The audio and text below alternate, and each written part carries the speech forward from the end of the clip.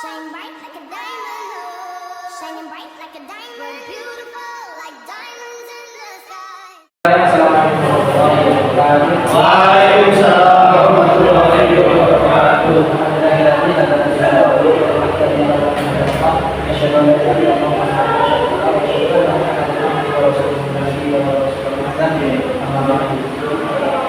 Kami dari kelompok 1 akan melaksanakan tugas PAI yaitu semangat bacaan Al-Quran beserta dengan tajwid. Jadi nanti dari kami akan membaca masing-masing satu ayat, kemudian saya akan menjelaskan hukum bacaan tajwid yang terdapat dalam ayat tersebut. Langsung saja dimulai dari Mas Arun untuk dibacakan ayat 1. A'udzu billahi minasyaitonir rajim. Bismillahirrahmanirrahim. Alhamdulillahilladzi anzala 'ala 'abdihi al-kitaba wa lam yaj'al lahu 'iwaja. Saya akan jelaskan di sini beberapa hukum bacaan tajwid yang terdapat di dalam ayat 1 Quran surat Al-Kahf. Alhamdulillahilladzi dalam kata alladzi itu terdapat hukum bacaan mad ismun fasil, yaitu apabila ada mad asli atau mad tabi'i bertemu dengan hamzah pada lain kalimat atau pada lain kata. Nah, hukum bacaan mad ismun fasil ini memiliki panjang yaitu 2 sampai 6 harokat, dengan syarat apabila kalian sudah membaca membaca panjangnya 2 harokat, maka harus konsisten dari kalian awal membaca sampai terakhir itu harus 2 terus ya. Jadi ketika kalian menemukan hukum bacaan dari ismun fasil harus konsisten. Bebas mau memilih 2, 4 atau 6. Tapi ketika kalian sudah memulai dengan bacaan misal 4 harokat atau 4 harokat itu harus konsisten ya sampai akhir. Bacanya panjangnya juga harus 6. Kalau mau 6 ya dari awal sampai akhir juga harus 6. Terus selanjutnya kanza, di situ ada hukum bacaan ikhfa hakiki, yaitu nun sukun bertemu dengan za, yang mana cara membacanya adalah disamarkan dengan menyamarkan huruf nun sukun ke huruf setelahnya, yaitu huruf za. Hukum bacaan ikhfa ini terjadi apabila ada nun sukun atau tanwin bertemu dengan 15 huruf ikhfa, yaitu ta, jim, dal, za, sin, shin, sod, dod, dod, fa, qaf, kaf. Jadi kalau ada tanwin atau nun sukun setelahnya itu ada salah satu dari 15 huruf ini, maka cara membacanya adalah bisa anzala 'ala 'abdi. Di sini ada hukum bacaan qalqalah sughra, yaitu huruf qalqalah, yaitu ada 5 ya. Qaf, ta, ba, jim, dal. Ketika 5 huruf ini mati atau berada di akhir waqaf atau akhir ayat, maka dibaca hukum bacaan qalqalah. Hukum bacaan qalqalah ini ada 2, yaitu qalqalah sughra dan qalqalah sughra. Qalqalah sughra itu yang berada di tengah kata atau tengah kalimat atau gambarannya tengah ayat. Ya, kalau ada hukum ada 5 huruf ini harokatnya sukun di tengah ayat, berarti huruf dibaca qalqalah sughra. Akhirnya kita bakalan ya j. Di sini sama huruf qalqalah j berharokat sukun, maka harus dipantul ya. Dan nanti qalqalah dipantulnya memantul. Ya ja'alallahu ibadah. Waqaf ini terdapat hukum bacaan mad iwad, yaitu apabila ada fathah tanwin bertemu dengan alif dalam akhir waqaf atau di akhir waqaf, panjangnya itu 2 harokat. Silakan dilanjutkan untuk Mas Fadli untuk ayat 2. Bismillahirrahmanirrahim. Qawiman liyunzira ba'san shadidan min ladunhu wa yubashshira alladhina ya'maluna ash-shalihati anna lahum ajran hasanah. Saya jelaskan di sini hukum bacaan tajwid yang terdapat pada ayat kedua surat Al-Kahf. Qiyamal tanwin bertemu dengan lam, yaitu hukum bacaan idgham bila gunah. Idgham bila gunah itu terjadi apabila ada nun sukun atau tanwin bertemu dengan lam atau lo. Nah, di kata ini itu terdapat hukum atau terdapat huruf dengan harokat tanwin bertemu dengan lam, maka hukum bacaannya adalah idgham bila gunah, yang artinya itu memasukkan huruf dengan tidak mendukung. Liyudhiro, ya di sini sama yaitu hukum bacaan ikhfa hakiki, yaitu nun sukun bertemu dengan huruf za. Liyudhiro ba'san sya, sama ini juga ikhfa hakiki yaitu tanwin bertemu dengan huruf sya. Syadi di sini adalah hukum bacaan matobi'i yaitu kasroh bertemu dengan dia sukun, panjangnya adalah 2 harokat.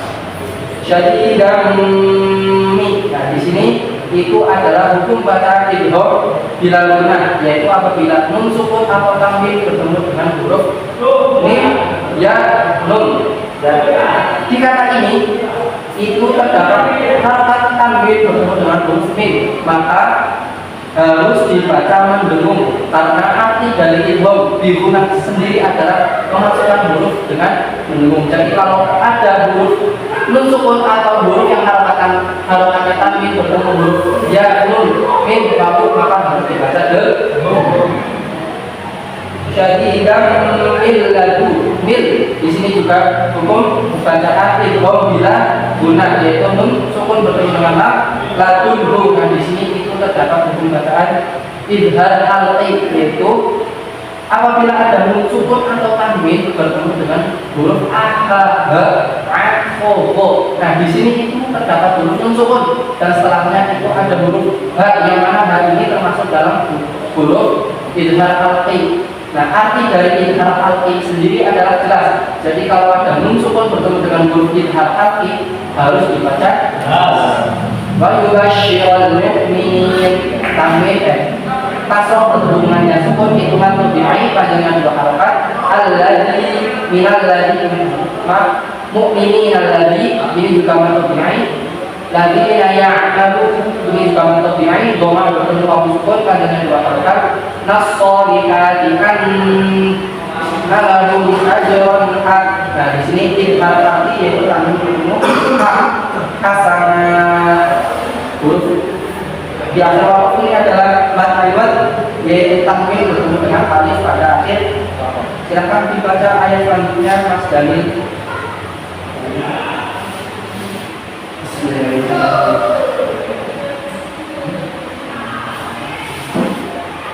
Makisina fihi abada.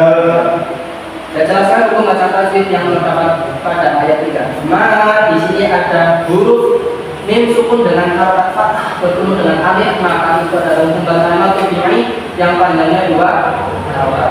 Fihi kasroh bertemu dengan dia sukun panjangnya juga sama 2 harokat matobi'i. Nafi juga sama matobi'i, kasroh bertemu dia sukun di abada. Ini hukum bacaan. Silakan dilanjutkan ke ayat 4 Mas.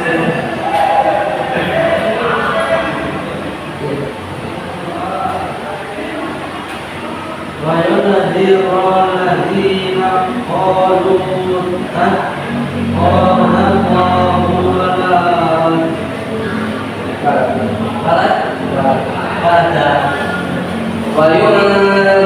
sini ada hukum bacaan ikhfa hakiki betul, yaitu karena ada nun sukun bertemu dengan zal.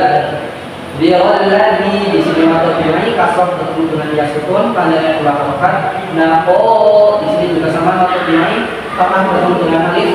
Lu takhadallahu